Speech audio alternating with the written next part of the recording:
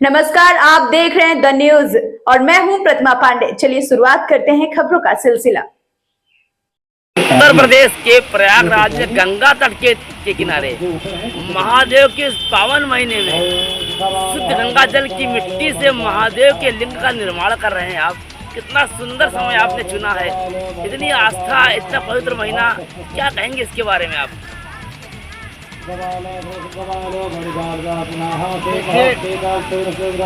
यह सावन का महीना है। संगम क्षेत्र पवित्र क्षेत्र माना जाता है, जहाँ पर पूरा हिंदुस्तान ही नहीं पूरा विश्व इस संगम नगरी के रज को कर्ण को पाने के लिए लालायित रहता है। गंगा जल अमृत है।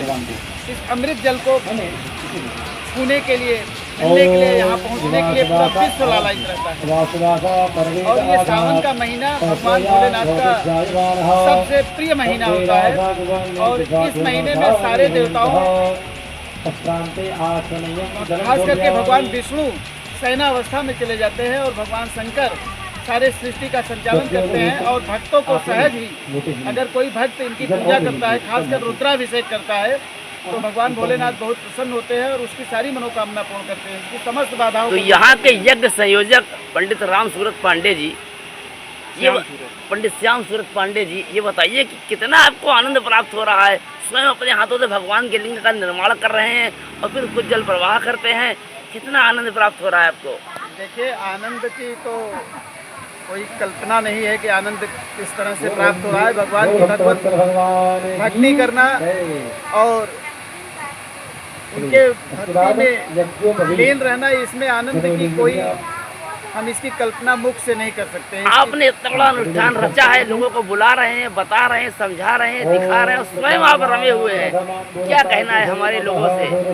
यहाँ पर भक्तगण, प्रयाग के बहुत सारे महिला पुरुष यहाँ पर उपस्थित होते हैं जो शिव भक्तगण है। हमारी संस्था है नैतिक विकास संस्थान सेवा ट्रस्ट प्रयाग के तत्वावधान में बहुत सारे लोग जो इसके सदस्य हैं, बहुत सारे अधिकारी हैं, कर्मचारी हैं और बहुत सामाजिक लोग हैं। हर तरह के लोग इस पवित्र संगम के तट पे माँ गंगा के पावन गोद में बैठ करके सावन के महीने में गंगा की मिट्टी से भगवान शिव का अपने हाथों से निर्माण करते हैं, शिवलिंग का निर्माण करते हैं और उसका अभिषेक देख रहे हैं आप, हो रहा है। दिन भर अभिषेक चलता रहता है, दिन भर निर्माण होता रहता है। जो भक्त जब भी समय पाते हैं यहाँ पर आते हैं और अपनी मनोकामनाओं को पूर्ण करते हैं। विगत 20 वर्षों से 20वां पार्थिव शिवलिंग रुद्राभिषेक का कार्यक्रम यहाँ पे हो रहा है।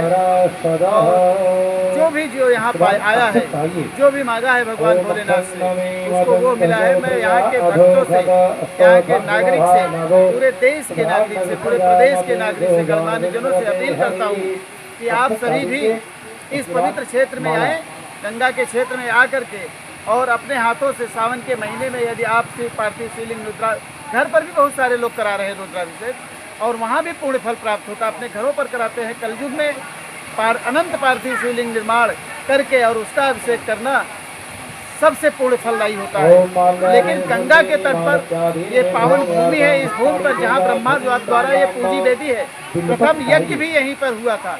इसके किस स्थल पर कोई यज्ञ अनुष्ठान करता है और पार्थिव शिवलिंग का निर्माण करके उसका रुद्राभिषेक करता है, विसर्जन करता है, आरती करता है, तो भगवान भोलेनाथ प्रसन्न होते हैं और प्रसन्न होकर के उसकी सारी मनोकामनाओं को पूर्ण करते हैं।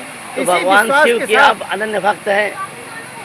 इसी विश्वास के साथ हम लोग जो है ये कार्य कर रहे हैं। भक्त तो सारी दुनिया है, बिना शिव के एक आदमी एक पल भी 100 हो जाता है। अगर शिव नहीं है तो वो 100 हो जाता है। इसलिए शिव सब में समाये हैं और सभी लोग शिव में समाहित हैं।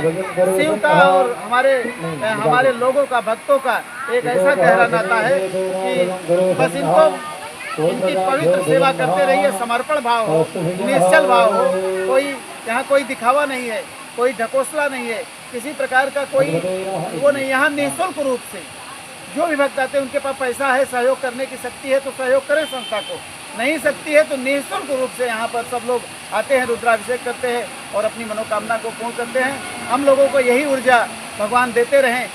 अपना यह कार्य जो हम लोगों से करा रहे हैं वो कराने का आशीर्वचन देते रहें और इस सेवा में हम लोग मग्न रहें, यही भगवान भोलेनाथ से मांगते हैं।